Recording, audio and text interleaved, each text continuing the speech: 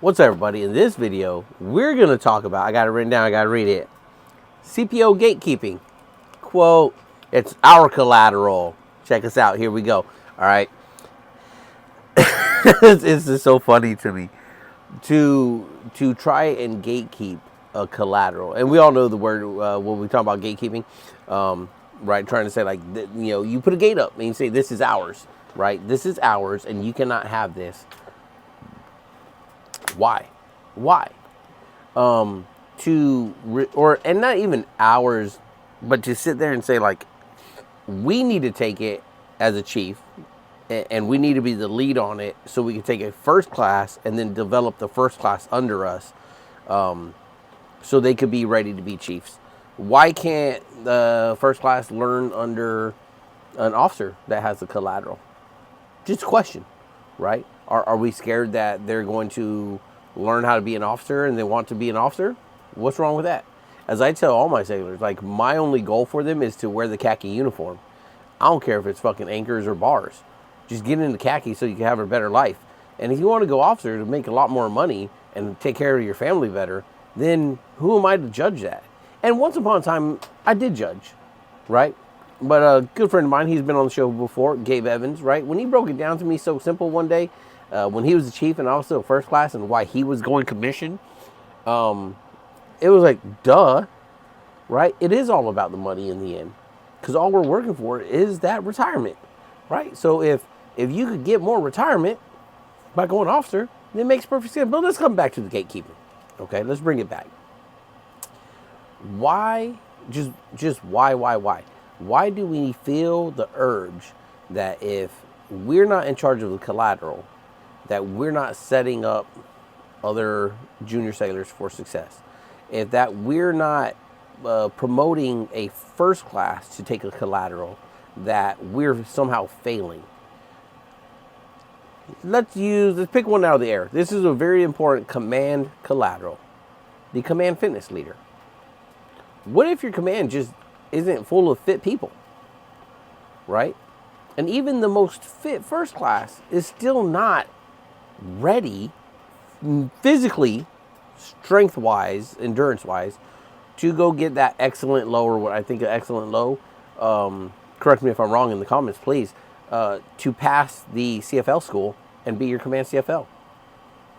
What are you supposed to do, right? So much of fitness is solely on yourself. I know, because I'm a fat body, right? I struggle with it all the time. I've shared this openly, right? Just got done working out again. I have to say after, and I have to eat better so I can fucking make tape, okay?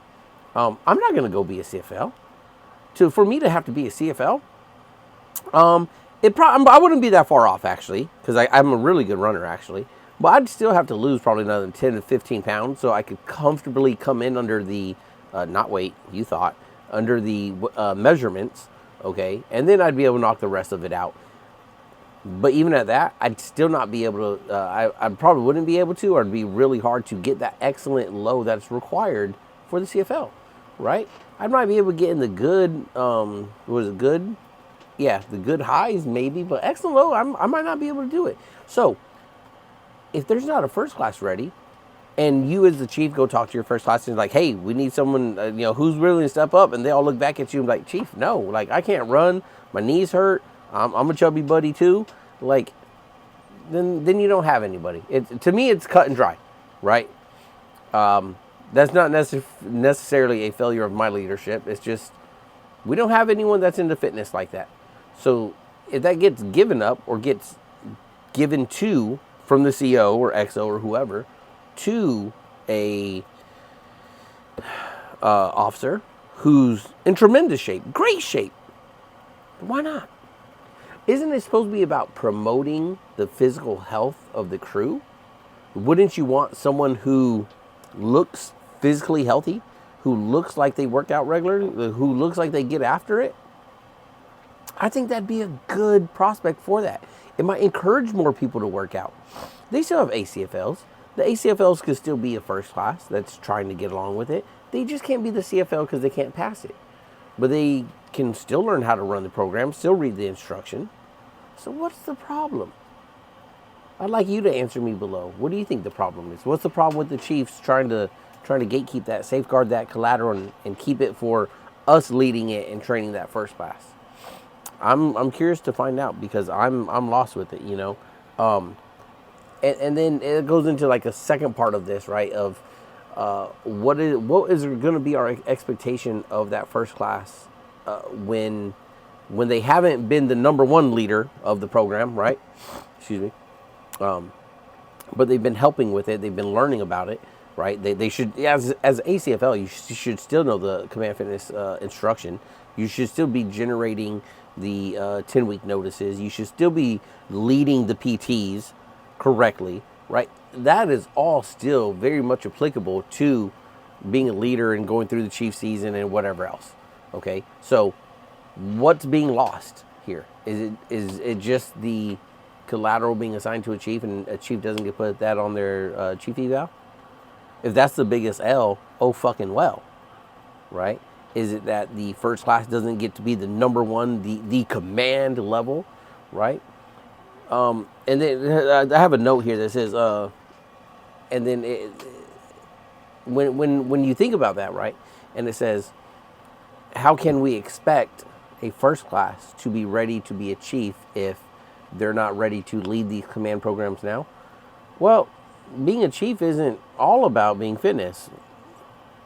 Like, no shit, right? Like, everyone fucking give me a no shit in the comments, right? Like, there's plenty of fat body chiefs, okay, that don't work out at all, drink way too many fucking energy drinks, eat horribly bad, right? Me, I'm just mostly of an eat bad person, right?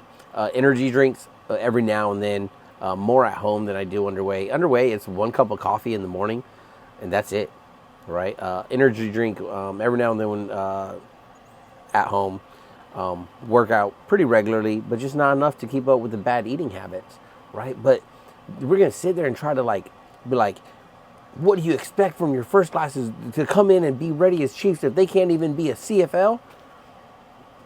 I don't expect them, I guess, right? One, maybe altogether I don't expect them to make chief. Maybe I expect them not to be selected. Maybe if they were outside of the physical workout CFL attributes that they needed to run that program, outside of that, maybe I don't expect them to be chiefs or ready to be a chief at all. Not even an expectation. Maybe it's just a clear opinion that I feel they are not ready to be chiefs. Why can't we just say that? Why would anyone get upset about that? There's such a lack in truth in reporting, right? That we've come to this this dreamland of leadership that every first class deserves an anchor, right? That every chief deserves a star. You need to realize what your ceiling is and be happy with that. Sometimes your ceiling is being a first class. Cool. Nothing wrong with it. Honorable service. Do your 20 years, 22 years, whatever the HYT is now, right? It's changed a lot since COVID, I guess, but 22, 23 years, do it. Serve honorably, lead sailors, make an impact, and you're good to go. But we have this expectation that now everyone, it's like this expectation of like every first class should be a chief. We have to make sure we do everything for them to get them promoted. But you got to sit back and kind of like ask, like, well, what are they doing for themselves? I have no first classes that are ready to be CFLs. That doesn't hurt me. That hurts them. It doesn't hurt the command because we have somebody that can be a CFL, right?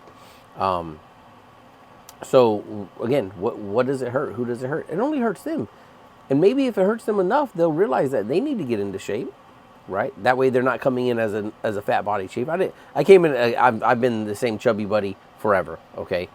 It really hasn't changed. I maintain right around that 38 to 40 waist, right? And I'm always on edge there, okay? Again, full disclosure, right? So I'm not picking on like, not on that aspect. It's just, if you really wanted to be ready to be a CFL, then you would really work hard to be a CFL. That's why so many of the CFLs, when you see them, they're really in good shape. Because it's for them, it's a whole lifestyle. It's not just a collateral, right? They're really about that shit. So it's really easy for them to go get that excellent load to go perform in that aspect for the command. You just got to look around. If there's no one here for that, then that's not what it is. I don't have any other expectation of them. Good. That means one less collateral for them, which means more work can be focused on. They could develop their sailors better. They could develop themselves better. They could provide more training, in rate, out of rate, right? They could work on those training teams. What about all that stuff?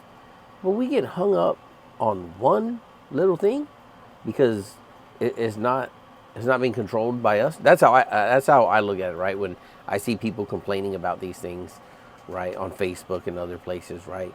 It's like, how can we complain about this, right? Like, it happened. It's over. Like, are you afraid that you'll never get? Maybe the next chief that walks through the fucking door is some fucking 160-pound fucking jacked 5'3" Smurf that just fucking is a PT god, and they're like, yep, I'm here to be the command CFL, and they start helping out and working with it, and boom, they have it now, right? And then they start getting first classes involved, and they whip someone into shape or something. It's crazy. It really drives me crazy. Let me see what other notes I got here. That one. I think that's it. I just really want to touch on that. Not a long one tonight. It just, again, I have little expectations of first classes. I have a high expectation of first classes. I shouldn't say that little. I have little of them when they can't perform and they show that they haven't been able to perform it or they can't do it. Then my expectation of that is down to zero, right? For instance, this might go a little bit longer now because that just reminded me about today. My sailors trying to extend. They don't want to re-enlist yet. Detailer extended them. And got an email today from a NC1 at another command that helps us out. I ain't going to say what name, okay? And some off-the-wall fucking shit. Talking about this sailor needs to sign to page 13. They're going to lose their quota. If they don't make a decision, they're going to separate in March. You're talking about March right now. March in 2 months, right? And just going off the wall with all this. And I sat there thinking to myself, what the fuck are you talking about? No one mentions separating. No one mentioned a page 13. All we're trying to do is get this extension routed so their shit can match up with what the detailer changed it to in the first place, okay? Detailer changed it without this paperwork being done, mind you, okay? And it was really astonishing to me because when you read the instructions and you read the emails that started with the career counselors, it was very evident of what needed to be done and how it was going to be done, right? Very black and white. I love instructions because they're very black and white, and there's really no, as people like to say, ambiguity. No, it's fucking black and white. You make shit up in your own head and trying to make it fit what you want. That's why you start saying that those fancy words like that. Like, there's too much ambiguity in it. No, there's not. It's too much you trying to fucking bend it to what you want. Okay? Stop trying to do it. Read it in the most simplistic, literal terms, and that's what the fuck it means. Okay? I'm getting worked up because they had me riled up today. So this NC1 is like making this big all hoo-yah about all this, right? When all that really needed to happen, as I read the email earlier in the week, or I guess it was last week when I read the email from our command career counselor, right? And I trust our command counselor. I trust them to be able to do their job, even though they're not an NC, right? They've proven themselves in this area where I can expect them to do the right thing and know what they're talking about. So they sent me an email and they're talking to me about it, and I start going off. Because it's obvious that NC1 did not know what they were talking about. You were an NC. Your whole job is fucking sailors' careers. And the shit you were saying has nothing to do with what's being asked, right?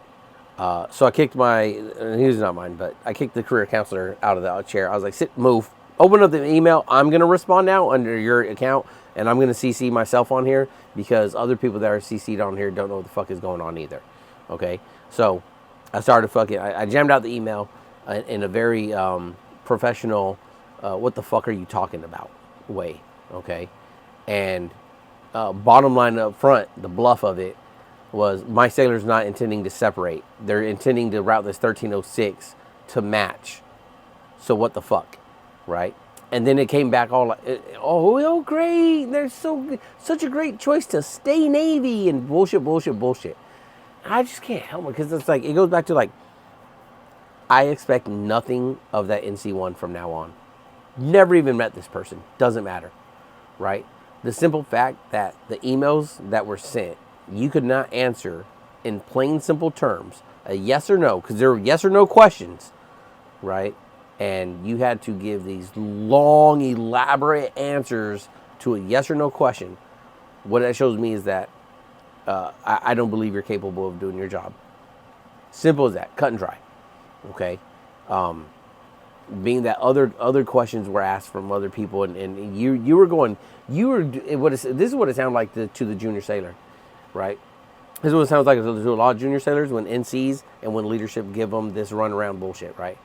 They're giving them the leadership is giving this junior sailor every opportunity to say, no, I do not want to stay in the Navy. Because all they see is like, why are you trying to fuck me? All I'm trying to do is extend. And you're bringing up all this other shit. Why? All I asked if I could extend. And really, most of them it's the easy yes or no. There might be to say, yes, you have to do this. No, because of this and this, right? But when you start bringing up, well, all these other reasons, and if you and when you start with the passive aggressive threat bullshit of, well, if you don't do it right now, then you're gonna have to separate. You probably have to separate from our march, and you're gonna be homeless. So you might as well just re-enlist. I would might as well just be fucking homeless then. Fuck you. I'm not re-enlist. If that's the way we force our sailors into this, right? Then what the fuck? What are we doing? And this is what really pissed me off, right? Is in the original email from the NC1 was at the bottom of their response, they said, if the member does not separate timely and in order, it could reflect negatively on your captain's fit rep or on the Commodore's fit rep. So we need to answer ASAP. And to that I say, I don't fucking care about the captain or the Commodore's fit reps. What I do care about is my sailor trying to stay Navy or being prepared to get out, right? Is anything with their fit reps going to help out my sailor? No, right? My sailor has done everything they need to do to process to stay in the Navy. You're the one that tried to fucking get him to sign a page 13, giving back a quota to re-enlist that could possibly put him in the situation to have been separated in the next 2 months. Think about that. And then we want to sit around here and try to gatekeep shit, gatekeep knowledge. But this is the shit we letting out. And we expect a first class like that to be ready for chief. That we want to pump them first classes up. We want to say they're so great. Fuck that. Luckily, right, I stepped in. Not that I didn't save the day, but it's just funny because it's funny I'm smiling because our career counselor, he saw me heated and he was like, "Oh my God, chief! Like, I've never really seen you like mad like this." And I was with a couple other chiefs and they're all laughing at me. It was a good laugh, right? And then the first class, our career counselor went downstairs to the mess decks. He grabbed my second class and he was like, "Hey, I was talking to chief and he was kind of pissed." And my sailor goes, "Yeah, I know." He goes, what he's like, "No," he's like, "I'm sure." He's like, "When I read because my sailor had already read the emails. He's like, when I read it and I knew LSE would read it, I knew he was going to be pissed. Because like the last thing you want to do is try to fuck over one of my sailors. You try to fuck over one of my sailors, I'm going to have a real bad fucking problem with you. And me and you are going to go at it, okay? And that's not going to work out on your end. It ain't. I don't give a fuck who you are, all right? If my sailor is not wrong and you trying to fuck over my sailor, stand the fuck by. I don't fuck with that shit. That's the only thing that get my heartbeat and my fucking blood pressure going up, all right? And my sailors know it. And they know that anytime someone starts fucking with them, they can come to me, and I'm hopping out of my seasickness rack. I'm going to handle that. See you tomorrow.